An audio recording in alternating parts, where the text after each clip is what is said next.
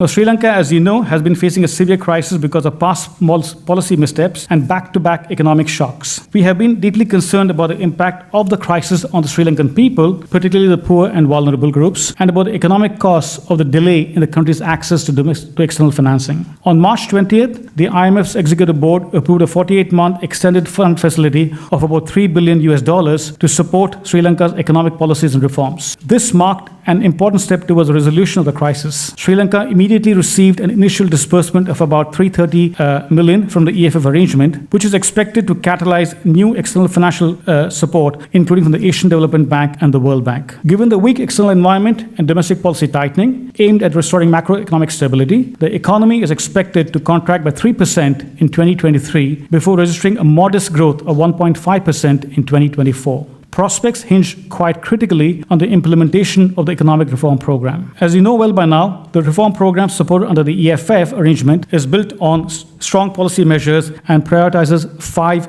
key pillars. First, an ambitious revenue-based fiscal consolidation, which is accompanied by stronger social safety nets, fiscal institutional reforms, and cost recovery-based energy pricing to ensure the state's ability to support all its essential expenditures. Second, restoration of public debt sustainability, including through a debt restructuring to ensure stable financing of the government's operations. Third, a multi-pronged strategy to restore price stability and rebuild reserves under greater exchange rate flexibility to alleviate the burden of inflation, particularly on the poor, and to foster an environment of investment and growth, and to ensure Sri Lanka's ability to purchase essential goods from abroad. Fourth, policies to safeguard financial sector stability to ensure that the financial sector can play its key role in supporting economic growth. And fifth, structural reforms to address corruption vulnerabilities and enhance growth. Anti-corruption and governance reforms are imperative to ensure that the hard-won gains from the reforms benefit the Sri Lankan people. Sri Lanka is the first country in Asia that has undergone the IMF governance diagnostic exercise. The IMF governance diagnostic report is expected to be published by September this year. The mission visited Colombo in March and engaged closely with stakeholders and civil society organizations on this critical reform area.